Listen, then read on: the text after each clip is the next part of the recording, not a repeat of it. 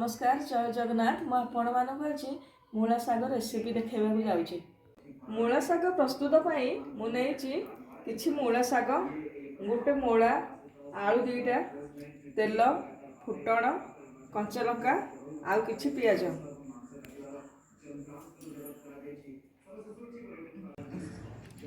प्रथम आम मूला शाग को यहीपरि भाव चूना चूना कर काटिदेबा।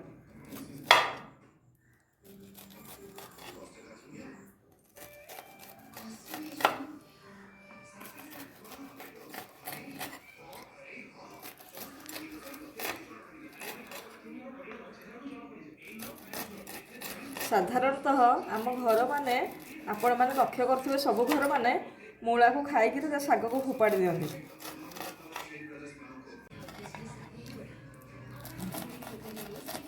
माँ मौसी मानकर तो प्रति गरम भात हो पखाड़ भात हो सबुथ जहाँ भी थाउ नॉनभेज भेज आइटम जहाँ थे कि शाग टी समस्त निहाती दरकार। शाग तो समस्त पसंद ना।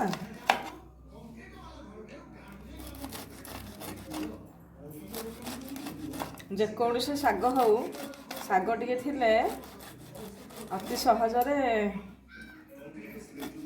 मिल आमर शेष हो जाए। पखाड़ भात तो शाग भजा माछ भजा टे निहाती दरकार।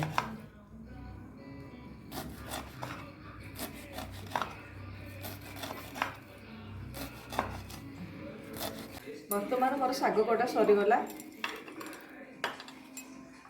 मो सांग मैंने मत शाग काटी आसनी मु धीरे धीरे काटुची।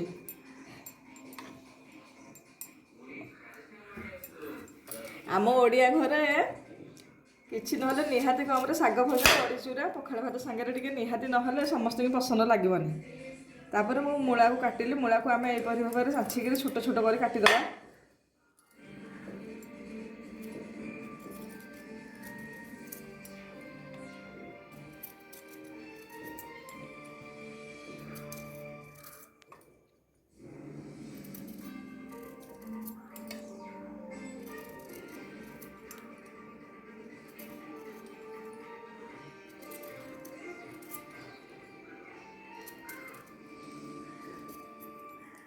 मूला को भल भाव चोपा छड़े देछि।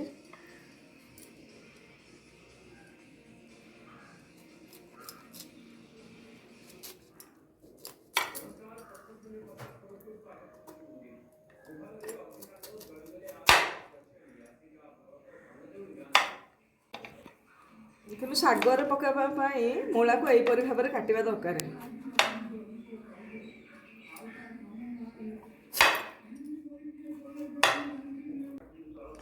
मुझे मूला को काटी रखी छोट छोट कर आलू को चाँचिक बर्तमान से भाव में काटिदेवी। मोर ये कम मूला शाग मुझे अल्प नहीं से गोटे गोटे मूला गोटे आलू को नौची। आपण मैंने जदि अधिक परिमाण शाग ने आपण मैंने अधिक परिमाण आलू को मूला को व्यवहार करें।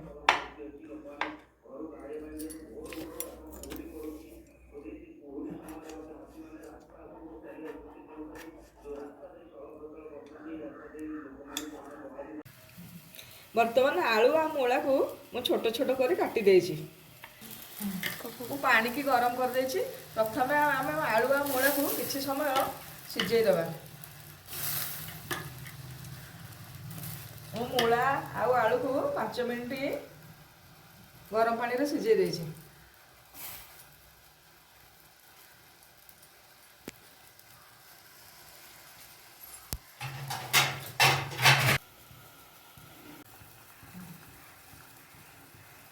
आलू मूला को 5 मिनट पर सिझे दूचे ढाकुणी देदेली। बर्तमान आलू को मूला भल भाव में सिझी जाइए। आम गैस रु गोटे पात्र को काढ़ीदेवा।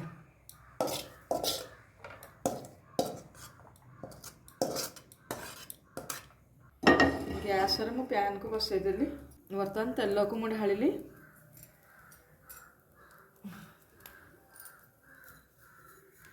से किसी फुटण पकई।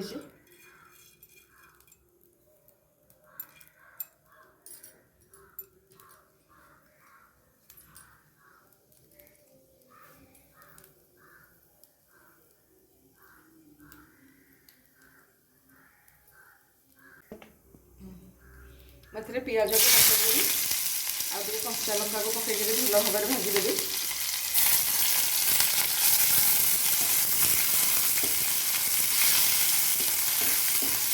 ଏଥିରେ ମୁଁ ମୂଳା ଶାଗକୁ ପକାଇକିରି ଭାଜିଦେବି।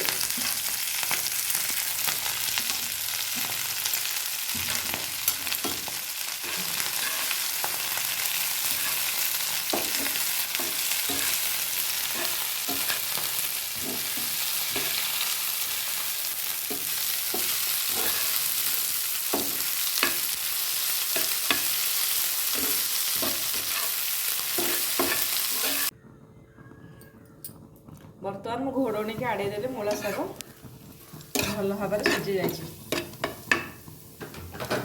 ବଢ଼ିଆ ହେଇଛି। ସେଥିରେ ମୁଁ ରଖିଥିବା ଆଳୁ ଆଉ ମୂଳାକୁ ଆଡ଼୍ କରିଦେବି।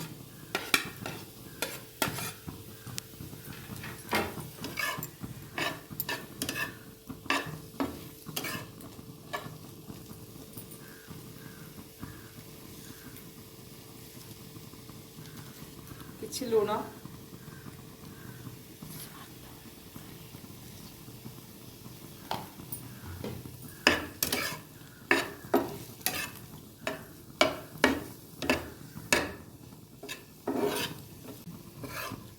ମୁଁ ୟାକୁ ଭାଜିକିରି 2 ମିନିଟ୍ ପାଇଁ ଘୋଡ଼ଣି ଦେଇଦେଇଛି। ଗ୍ୟାସ୍କୁ ସେମ୍ କରିଦେଇଛି।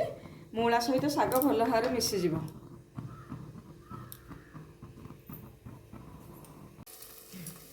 ମୋର ଶାଗ ବର୍ତ୍ତମାନ ପ୍ରସ୍ତୁତ ହୋଇଯାଇଛି। ବଢ଼ିଆ ଭାବରେ ଆଳୁ ମୂଳା ଶାଗ ସବୁ ମିଶି ଯାଇଛି। ପ୍ରସ୍ତୁତ ହୋଇଗଲା ମୋର ମୂଳା ଶାଗ ଆଳୁ ମୂଳା ଭଜା। ଆପଣମାନେ ଦେଖନ୍ତୁ, ମୂଳାକୁ ଖାଇକିରି ସମସ୍ତେ ଶାଗକୁ ଫୋପାଡ଼ି ଦିଅନ୍ତି, କିନ୍ତୁ ଫୋପାଡ଼ି ଦେଉଥିବା ଜିନିଷର ବି କିଛି ଭଲ ଜିନିଷ ହୋଇପାରେ, ଯାହାକି ପାଟିକି ସ୍ୱାଦ ଲାଗେ ଏବଂ ଖାଇବାକୁ ବି ଭଲ ଲାଗେ। ବର୍ତ୍ତମାନ ଇଏ ରେଡ଼ି। ମୁଁ ୟାକୁ ପ୍ଲେଟ୍କୁ କାଢ଼ିଦେଲି।